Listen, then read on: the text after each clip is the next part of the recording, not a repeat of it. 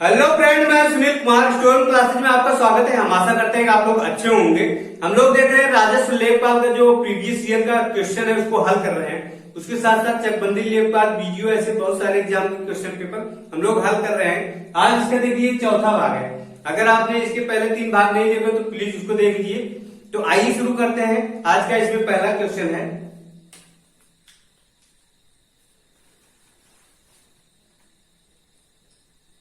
देखिए पहला क्वेश्चन है, 25 छात्रों की एक कक्षा में छात्रों के प्राप्तांकों का माध्यमान 43 था। जांच करने के बाद 2 त्रुटियों का पता चला, जिनको शुद्ध करने के पश्चात एक छात्र के 35 अंक क्या हो गए, बढ़ गए और दूसरे एक छात्र के 10 अंक कम हो गए। तो शुद्ध माध्यमान ज्ञात करने के लिए बोला है। देखिए माध्यमान क्या होता है, यहाँ देखिए 25 छात्र हैं, 25 छात्रों का प्राप्तांकों का योग बटे छात्रों की संख्या। यहाँ देखिए माध्यमान क्या होता है, मध्यमान बराबर होता है प्राप्तांकों का योग,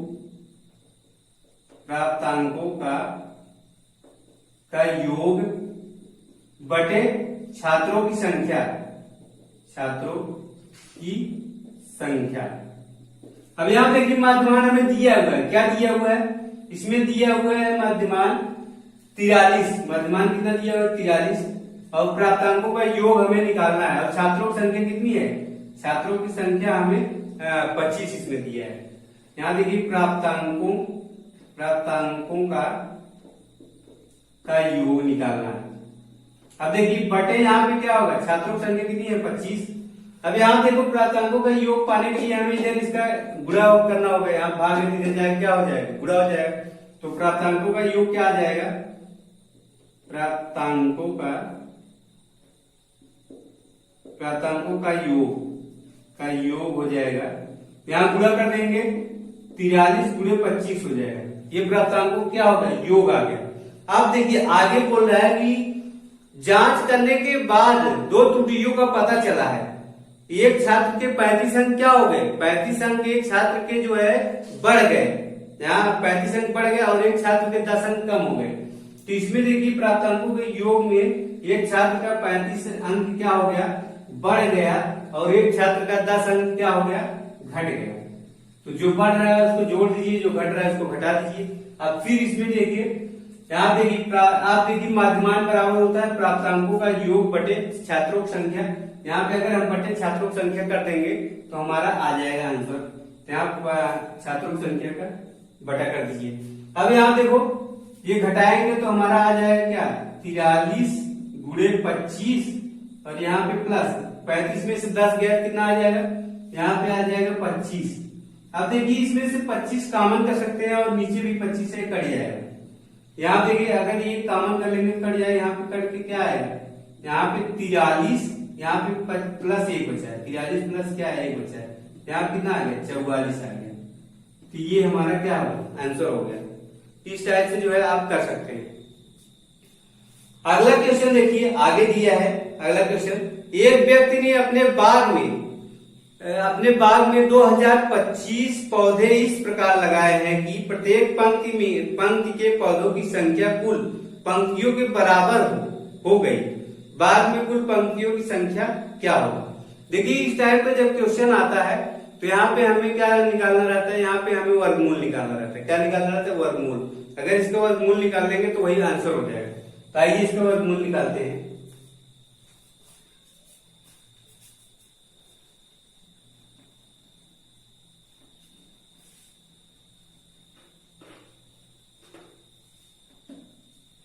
देखिए 2025 का वर्गमूल निकालना है, 2025 का वर्गमूल। अब यहाँ पे देखो ये 5 लास्ट में है तो 5 से ही कटेगा। यहाँ देखिए 3 से भी कट सकता है, अगर 3 चेक कर सकते हैं। यहाँ देखिए 2 ये जोड़ करके इसमें अगर 3 भाग चला जाए 3 से कटेगा। यहाँ 3 2 5 2 2 4 5 4 9 मतलब 3 से भाग जा रहा है तो 3 से कटेगा। 3 6 18, यहाँ 2 बचा, 3 7 21, यहाँ पे 1 बचा, 3 5 15। अब देखिए फिर 3 से काटिए इसको, 3 दूनी 6, 3 दूनी 6, 3 5 15। अब देखिए 3 से कटेगा 3, हाँ 3 से कटेगा, 3 7 21, यहाँ पे 3 5 15, फिर 3 से काटिए, 3 दूनी 6, 3 दूनी 6, 3 पचे 15। अब 3 से नहीं कटेगा, अब 5 से कटेगा, 5 से काटेंगे 5 पचे 25, यहाँ पे 1 आ गया। अब देखिए वर्गमूल निकालना है तो दो का जोड़ा इसमें बनाते हैं। तो यहाँ पे 3 त्रिक 9 पचे 45, यहाँ पे क्या है हमारा आंसर आ जाएगा 45। आंसर हमारा क्या हो जाएगा 45। आप देखिए इसमें पूछ रहा है कुल पंक्तियों की संख्या क्या होगी, तो इसमें हमारा क्या होगा 45 होगा। आगे देखते हैं अगला क्वेश्चन। अगला क्वेश्चन है पहली 20 प्राकृतिक संख्याओं का योग क्या होगा। पहली इसमें पूछ रहा है पहली 20 प्राकृतिक संख्याओं का योग होगा। तो आइए बस देखते हैं।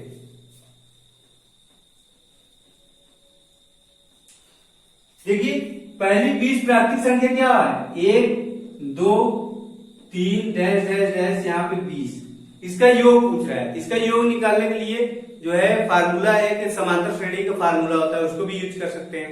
तो आप देखिए समांतर श्रेणी का एक फार्मूला ये भी होता है एसएन बराबर क्या होता है, एक होता है n/2 ब्रैकेट में a प्लस एल। यहाँ देखिए फार्मूला होता है, इसका यूज करेंगे तो n यहाँ पे 20 पदों की संख्या, यहाँ n क्या है पदों की संख्या, यहाँ पे इसमें पद कितने होंगे 20 होंगे। यहाँ पे 20/2 और यहाँ पे पहला पद a मतलब पहला पद है, पहला पद क्या है 1 है, प्लस लास्ट पद l क्या होता है लास्ट पद, यहाँ पे ये 20 है। यहाँ देखिए ये कट के यहाँ पे क्या आएगा 10 आएगा और यहाँ पे ये क्या आएगा 21 आएगा, गुणे 21। यहाँ कितना हो जाएगा 210, हमारा आंसर कितना हो जाएगा 210। ये भी कर सकते हैं, ये फार्मूला और होता है, ये होता है n प्लस 1/2 होता है, ये भी होता है, ये भी इस्तेमाल कर सकते हैं। देखिए n यहाँ क्या है पदों की संख्या है, पदों की संख्या कितनी है यहाँ 20 है और 20 और ब्रैकेट में 20 प्लस 1 बटा कितना हो जाएगा 2, एक कैंसिल होगा 10 आएगा और यहाँ पे आएगा 21, यहाँ पे गुणा करेंगे तो कितना आएगा 210। तो आप इसको भी इस्तेमाल कर सकते हैं, इसको भी इस्तेमाल कर सकते हैं। एक समांतर श्रेणी का एक फार्मूला और होता है, उसको भी इस्तेमाल कर सकते हैं। तो ये दोनों जो है बहुत अच्छा बेस्ट है। और जो और समांतर श्रेणी के दूसरा वाला होता है एसएन बराबर होता है, वो भी यहाँ पे होगा n/2 ब्रैकेट में होगा 2a प्लस अंडर ब्रैकेट में होगा n-1 और यहाँ पे d होगा। तो ये वाला थोड़ा लंबा हो जाएगा, इससे करने से कोई फायदा नहीं। आपके लिए ये वाला फार्मूला और ये वाला फार्मूला जो बहुत अच्छा है। यहाँ देखिए जब लास्ट पर दिया होता है तो ये वाला फार्मूला यूज करते हैं। तो ये दोनों तीनों से आप लगा सकते हैं, जिससे आपको मर्जी, जिससे आपको अच्छा लगे। तो आइए अगला क्वेश्चन देखते हैं। यहाँ देखिए अगला क्वेश्चन है एक व्यक्ति ने अपनी पूंजी का 1/4 भाग अपने लड़के को, 1/3 भाग अपनी पत्नी को तथा 1/8 भाग अपनी पुत्री को दे दिया। अब उसके पास उसकी पूंजी का भाग शेष रह गया। अब यहाँ पूछ रहा है उसकी पूंजी का कितना भाग शेष उसके पास रह गया। अपने देखो अपने लड़के को 1/4 भाग दिया और अपनी पत्नी को 1/3 भाग दिया और अपनी पुत्री को 1/8 भाग दे दिए। तो बस एक में से घटा दो, उसको जो आएगा वो आंसर हो जाएगा। यहाँ देखिए 1/4 भाग अपने लड़कों को दे दिया, प्लस 1/3 भाग अपनी पत्नी को दे दिया, प्लस 1/8 भाग अपनी पुत्री को दे दिया। अब कितना शेष बचा है वही पूछ रहा है। मान लेते हैं ये भाग है, पूरा टोटल 1 भाग है, इसको जोड़ करके इसमें क्या करना है घटा देना है। अब देखिए इसको जोड़ेंगे, यहाँ इसका एलसीएम लेंगे तो कितना आएगा 24 आएगा, इसका एलसीएम लेंगे 24 इसका एलसीएम लेंगे तो आएगा 24। यहाँ 4 से भाग देंगे 6 आ जाएगा, तो यहाँ पे 6 आएगा, प्लस यहाँ 3 से भाग देंगे 3 और 24 यहाँ पे 8 आएगा, और यहाँ 8 से भाग देंगे 3 बार जाएगा, 8 से 24 यहाँ 3 आएगा। अब देखिए जोड़ लीजिए, यहाँ पे 8 3 11, 11 और 6 कितना 17 हो जाएगा, 1 माइनस यहाँ पे 17 बटा कितना हो जाएगा 24। यहाँ पूरा करेंगे तो आएगा 24 माइनस 17 बटा 24। अब घटा लीजिए, यहाँ घटाएंगे तो 14 में 7 गए 7 बचा, और यहाँ पे 1 बचा, 1 में से 1 गए 0। यहाँ पे 7/24 भाग क्या है उसके पास बचा है, उसके पास बचा है कितना बचा है 7/24 भाग। तो आइए नेक्स्ट क्वेश्चन देखते हैं। यहाँ देखिए निम्नलिखित में से कौन सी संख्या अभाज्य नहीं है। यहाँ देखिए 4 संख्याएं दी है और उसमें पूछ रहा है कौन सी संख्या अभाज्य नहीं है।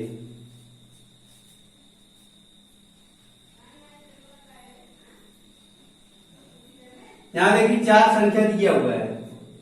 कौन सा दिया है? 31 दिया हुआ है। ए में क्या दिया है? 31। बी, ऑप्शन बी में दिया है 41 और ऑप्शन सी में दिया है 51। ऑप्शन डी में दिया है 61। अब देखिए यहाँ हम लोगों ने अभाज्य संख्या, इसके पहले एक क्वेश्चन आ चुका है पहले वाले वीडियो में। तो हम लोग कैसे अभाज्य संख्या कैसे निकालते थे? इसी का एक संख्या को वर्ग लेंगे जो इससे छोटा रहेगा। तो यहाँ पे देख कैसे पता चल रहा है छोटी संख्या है, तो इसको देख कर ही बता सकते हैं। 31 नहीं कटेगा, 41 भी नहीं कटेगा, 51, 17 3 51, ये कट जाएगा, 3 से भी कट जाएगा। तो ये जो है हमारा आंसर हो जाएगा।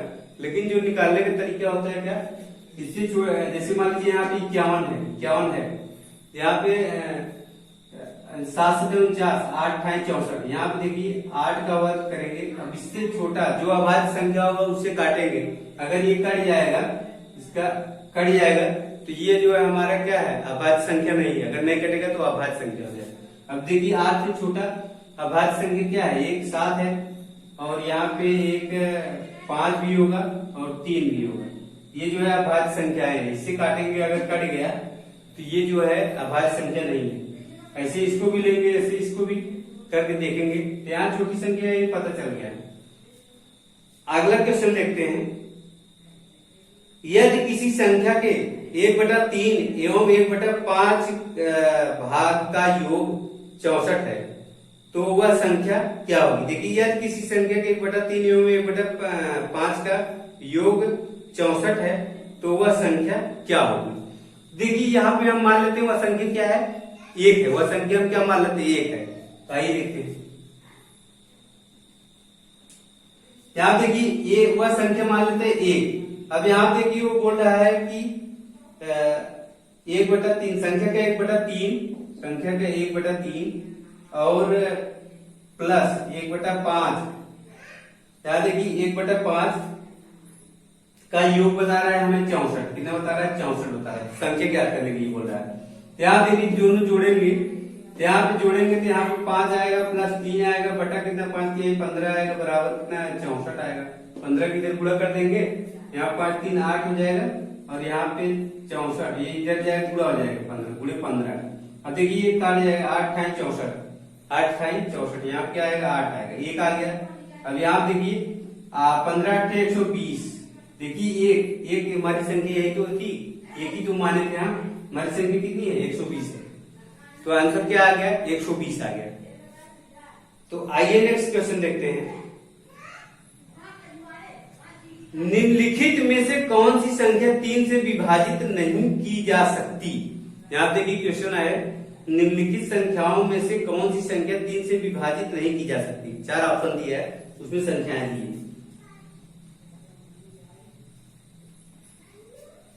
देखिए इसमें दिया है, एक में पहले ऑप्शन दिया है ए में दिया है 18 72 516, 18 72 516। बी में दिया है, बी में क्या दिया है?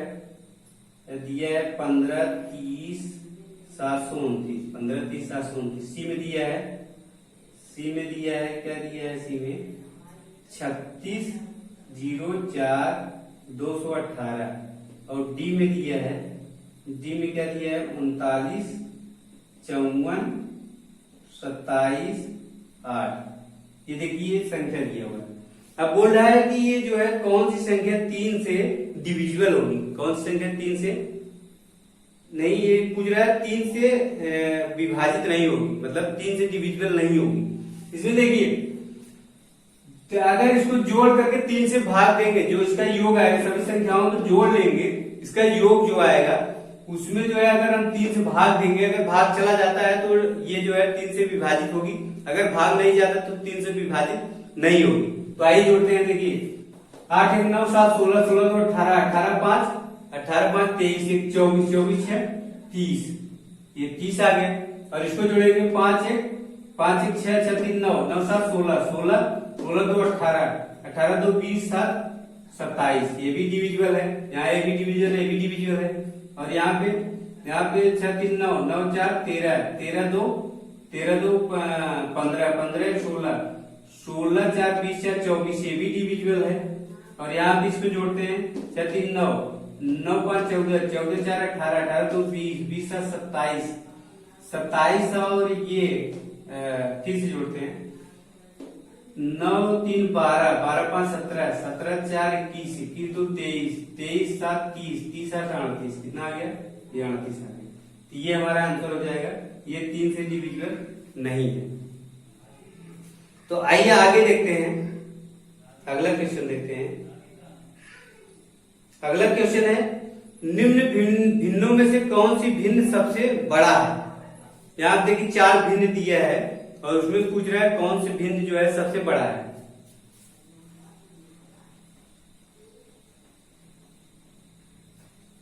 यहां देखिए पहला है 35, ये ऑप्शन जो दिया है 35/36, और दूसरा दिया है 9/20 जो दिया है 9/22, और सी जो दिया है 7/16, और जो डी दिया है 2/3। यहां देखिए, यहां पे अगर इसका अंतर निकालेंगे 1 आएगा और इसका भी अंतर निकालेंगे तो 1 आएगा। देखिए जिसका यहां देखिए हर और अंश में अंतर 1 होता है तो भिन्न क्या होती है? बड़ी होती है। वो भिन्न क्या होती है? बड़ी होती है। तो यहाँ भी देखिए अंतर तो यहाँ भी 1 है, यहाँ भी अंतर 1 है दोनों का। यहाँ देखिए ये अंतर यहाँ भी 1 है और यहाँ भी 1 है। अब इन दोनों में कौन बड़ी है ये पता करना है। इन दोनों में जिसका अंश क्या होगा? बड़ा होगा। यहाँ पे देखिए अंश जिसका बड़ा होता है वो जो है भिन्न बड़ी होती है। यहाँ पे हमारा ये भिन्न क्या होगी? बड़ी होगी। तो ये जो है इसका आंसर हो जाएगा। आगे देखिए अगला क्वेश्चन बोल रहा है, एक छात्र परीक्षा में प्रत्येक सही उत्तर देने पर, नहीं, एक छात्र परीक्षा में प्रत्येक सही उत्तर देने पर 4 अंक प्राप्त करता है और प्रत्येक गलत उत्तर देने पर 2 अंक कट जाते हैं। वह कुल 40 प्रश्नों के उत्तर देता है और 100 अंक प्राप्त करता है। उसके कितने प्रश्नों का उत्तर जो है गलत उत्तर दिया है? कितने प्रश्नों का उत्तर गलत दिया है उसने? तो आइए देखते हैं। देखिए 40 प्रश्नों का जो उसने उत्तर दिया है, 40 प्रश्न का उत्तर उसने दिया है, 40 प्रश्न का उत्तर दिया है तो 4, इसमें 4 नंबर में एक प्रश्न, तो 4 से कितना 160 नंबर उसको पाना चाहिए। लेकिन उसने पाया कितना? उसने 100 नंबर पाया। कितने पाया है? 100 नंबर। तो 60 नंबर, कितने 60 नंबर नहीं पाए, इसका मतलब जो गलत किया होगा वो नहीं पाए होंगे। यहाँ देखिए यहाँ पे 2 से भाग कर देंगे क्योंकि एक गलत होने पर 2 नंबर कट रहा है। यहाँ गलत हो जाएगा तो यहाँ पे 30 आएगा। अब देखिए 40 माइनस 30 बराबर कितना आएगा? 10। उसने गलत कितना किया है? 10 क्वेश्चन गलत किया है। कितना क्वेश्चन गलत किया है? 10 क्वेश्चन गलत किया है, 30 क्वेश्चन सही किया है। आगे देखते हैं, यदि 2 संख्याओं का योग 137 है और अंतर 43 है तो दोनों संख्याएं क्या होंगी? यहाँ देखिए दो संख्याओं का योग कितना दिया है? 137 और उनका अंतर कितना दिया है? अंतर दिया है 43। तो ये दोनों संख्याएं क्या होंगी? यहाँ देखिए जब इस टाइप का क्वेश्चन देता है तो यहाँ पे जो बड़ी वाली संख्या, अगर इसको जोड़ करके 2 को भाग कर देंगे, तो बड़ी वाली संख्या आ जाएगी, और इनको घटा कर 2 को भाग कर देंगे तो छोटी वाली संख्या आ जाएगी। तो यहाँ देखिए यहाँ पे योग इनका कितना दिया है? 137 और यहाँ प्लस 43। अब देखिए 2 को भाग कर देंगे तो बड़ी वाली संख्या आ जाएगी। यहाँ देखिए 7 3 10 और यहाँ 4 3 7, 7 1 8 और 180 आ गया। कितना आ गया? 180। अब यहाँ देखिए 7 3 10 और 4 3 7 1 8, 180/2। यहाँ पे कितना आ गया? 90। एक संख्या क्या है? बड़ी वाली संख्या 90 है और छोटी वाली, इसमें घटाइए 137 माइनस 43/2। यहाँ घटाएंगे तो 7 में से 3 गया 4 आएगा, और यहाँ देखिए उधार लेगा, यहाँ पे 13 हो जाएगा। 13 में से 4 गए 9 बचा, यहाँ पे 94 बटा कितना आ गया? 2। अब यहाँ पे काटेंगे इसको, 2 चौक 8, यहाँ बचा 2 7 चौक। एक संख्या 47 है और एक संख्या क्या है? एक संख्या हमारी है कितना है? 90। एक संख्या 90 है और एक संख्या क्या है? 47 है।